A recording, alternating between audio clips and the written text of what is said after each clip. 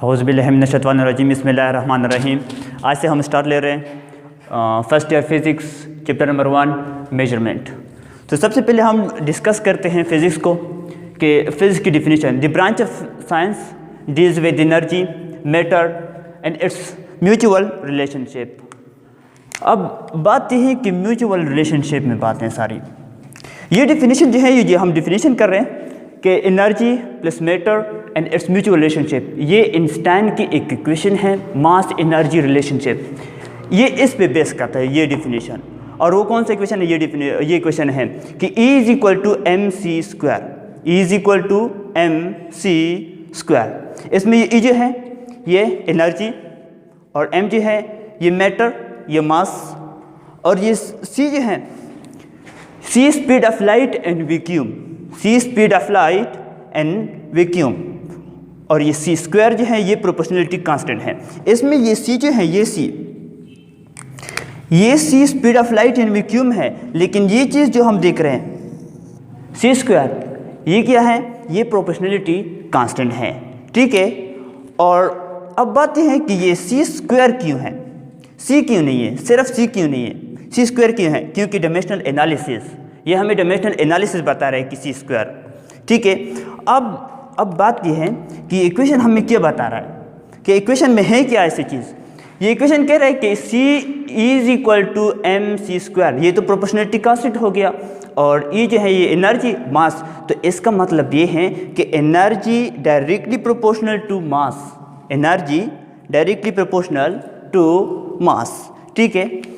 अब ये energy directly proportional to mass का मतलब ये है कि एनर्जी मास में कन्वर्ट होती है और मास एनर्जी में कन्वर्ट होती है, ठीक है। एनर्जी मास में कन्वर्ट होती है और मास एनर्जी में कन्वर्ट होती है। अब ये हम डिस्कस करते हैं कि किस तरह ये एनर्जी मास में कन्वर्ट होती है और मास एनर्जी में कन्वर्ट होती है, ठीक है। तो हम अब ये डिस्कस करते हैं ये चीज़। अच्छा, हम डिस्कस किया है हमने कि E is directly proportional to mass. हमने ये चीज़ अब हम डिस्कस करते हैं कि एनर्जी मास में किस तरह कन्वर्ट होती है और मास एनर्जी में किस तरह कन्वर्ट होती है। तो पहले हम डिस्कस करते हैं कि एनर्जी मास में किस तरह कन्वर्ट होती है। तो इसका एग्जांपल जो है हमारे पास बेस्ट एग्जांपल जो है पेयर प्रोडक्शन प्रोसेस है। एक प्रोसेस है, हम ये सेकेंड ईयर में डिटेल से उधर पढ़ेंगे, लेकिन यहाँ पर हम सिर्फ ये डिस्कस करते हैं कि एनर्जी मास में किस तरह कन्वर्ट होती है। तो देखिए हमारे पास लाइट होते हैं, लाइट जो है वो एनर्जी है, वो गेमा रेज हैं, गेमा रेज एनर्जी है। ये लाइट हम लेते हैं, वो हम न्यूक्लियस पे, जब हम इसको न्यूक्लियस पे बम्बार्ड करते हैं, और ये न्यूक्लियस क्या करते हैं, ये nucleus just gave nuclear field, ये सिर्फ न्यूक्लियर फील्ड देता है इस एनर्जी को या गेमा रेज को, और इसको कन्वर्ट करते हैं किस चीज़ में? इलेक्ट्रॉन में और पॉजिट्रॉन में। क्या होता है कि ये एनर्जी जब हम इस न्यूक्लियस पे या लाइट या गेमा रेज जब हम इस न्यूक्लियस पे बम्बार्ड करते हैं, तो क्या ये न्यूक्लियस क्या कर लेता है? ये जस्ट न्यूक्लियर फील्ड प्रोवाइड कर देते हैं इसको, और ये इलेक्ट्रॉन और पॉजिट्रॉन में कन्वर्ट हो जाता है। क्योंकि ये इलेक्ट्रॉन है और ये पॉजिट्रॉन है, ये मटेरियल ऑब्जेक्ट है, ये मटेरियल है, मटेरियल ऑब्जेक्ट है। अब बात यह है कि मटेरियल ऑब्जेक्ट कौन से होते हैं? वो ऑब्जेक्ट हैविंग मास, जिसका मास होता है, इस इलेक्ट्रॉन का मास है, पॉजिट्रॉन का मास है। क्योंकि इस वजह से कि ये मटेरियल ऑब्जेक्ट हैं, इस वजह से इस पेयर प्रोडक्शन प्रोसेस को मेटेरियलाइजेशन प्रोसेस भी कहते हैं। पेयर प्रोडक्शन प्रोसेस को मेटेरियलाइजेशन प्रोसेस भी कहते हैं। इसको हम क्या कहते हैं? मेटेरियलाइजेशन प्रोसेस भी इसको हम कहते हैं।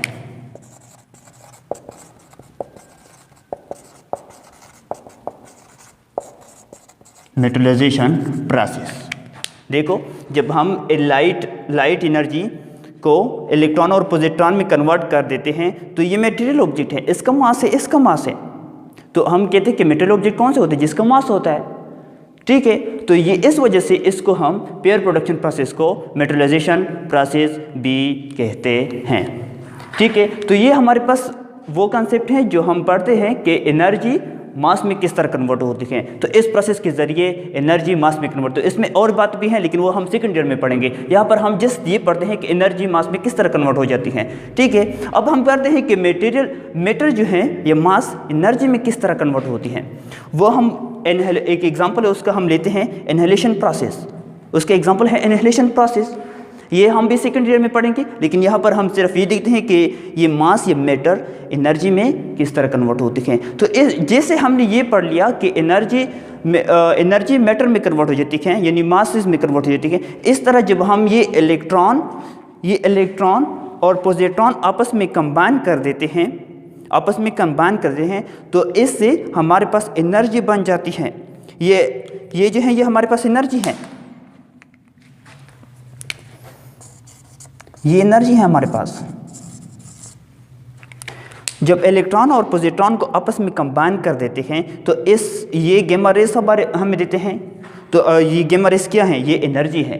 गामा रेस क्या है, एनर्जी है। तो इस इनहेलेशन प्रोसेस के ज़रिए हमें क्या ये मैटर मास जो है वो एनर्जी में कन्वर्ट हो जाता है, ठीक है। तो ये हमारे पास कंसेप्ट है कि हमने जो पढ़ लिया कि एनर्जी जो है मास में कन्वर्ट होती है और मास जो है वो एनर्जी में कन्वर्ट होती है। अब हमारे पास ये जो आइंस्टाइन का इक्वेशन हमने पढ़ लिया कि E = mc², और हमने ये भी पढ़ लिया कि एनर्जी जो है मास में कन्वर्ट होती है और मास जो है एनर्जी में कन्वर्ट होती है। ये किस तरह हमने डिस्कस कर लिया। अब बात ये है कि कितना एनर्जी कन्वर्ट होगा मास में, कितना एनर्जी मास में कन्वर्ट होगा, ठीक है। तो सबसे पहले हम क्या बात करते हैं कि मास क्या चीज़ होती है। मास जो है वो कंडेंस फॉर्म ऑफ एनर्जी होती है। कंडेंस फॉर्म ऑफ एनर्जी को हम मास कहते हैं। अब ये एनर्जी जो है स्मॉल अमाउंट ऑफ एनर्जी मास में कन्वर्ट होगी। ये एनर्जी कितने एनर्जी कन्वर्ट होगी, स्मॉल अमाउंट ऑफ एनर्जी मास में कन्वर्ट होगी, ठीक है। अब दूसरी बात ये है कि एनर्जी मास में कन्वर्ट होती है, किस फॉर्म में कन्वर्ट होगी, कौन से स्टेट में कन्वर्ट होगी। ये हमारे पास रेस्ट फॉर्म में भी कन्वर्ट हो सकती है और मोशन फॉर्म में भी कन्वर्ट होती है, ठीक है। तो रेस्ट फॉर्म में जो एनर्जी कन्वर्ट होती है, रेस्ट फॉर्म में एनर्जी ये स्मॉल अमाउंट कन्वर्ट होगी। Small amount of energy rest form में small amount of energy convert होगी, लेकिन मोशन फॉर्म में एनर्जी लार्ज अमाउंट कन्वर्ट होगी।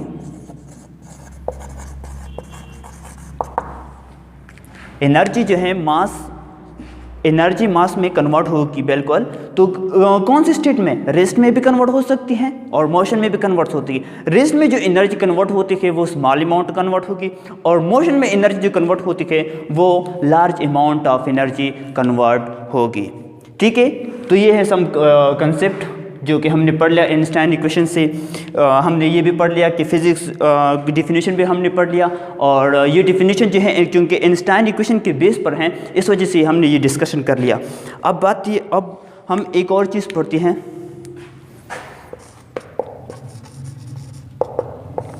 कि लाइट क्या होती है। लाइट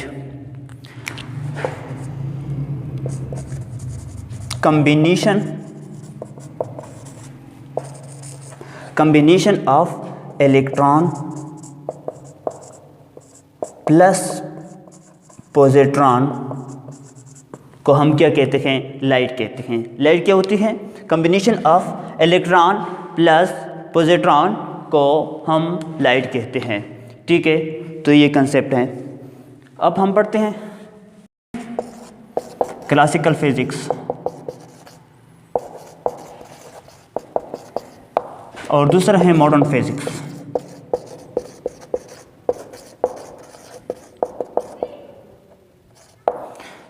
हम पढ़ते हैं क्लासिकल फिजिक्स। क्लासिकल फिजिक्स को हम ओल्ड फिजिक्स भी कहते हैं, ओल्ड फिजिक्स, या हम न्यूटनियन फिजिक्स भी कहते हैं।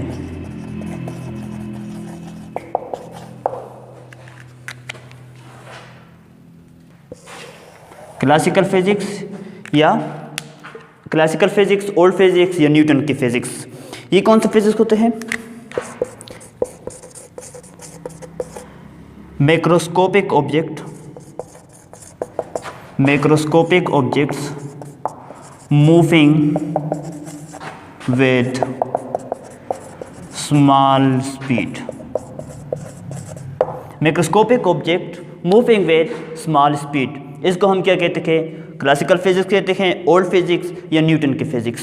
ये फिजिक्स जो है क्लासिकल फिजिक्स, ये जो है ये Newton based on Newton's law and Maxwell equation.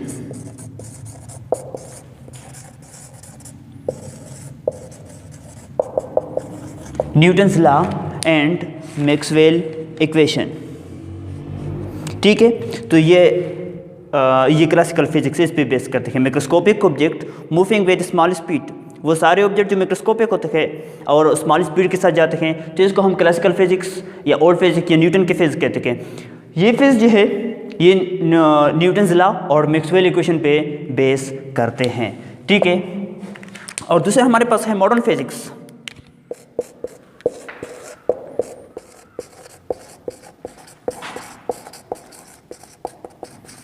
Modern physics कौन सा होता है? Microscopic object, microscopic objects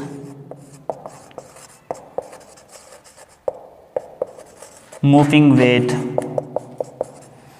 high speed. वो सारे ऑब्जेक्ट्स जो माइक्रोस्कोपिक हैं और हाई स्पीड के साथ जाते हैं, तो उसको हम क्या कहते हैं? मॉडर्न फिजिक्स कहते हैं। और ये मॉडर्न फिजिक्स बेस करता है बेस्ड ऑन आइंस्टाइन इक्वेशन।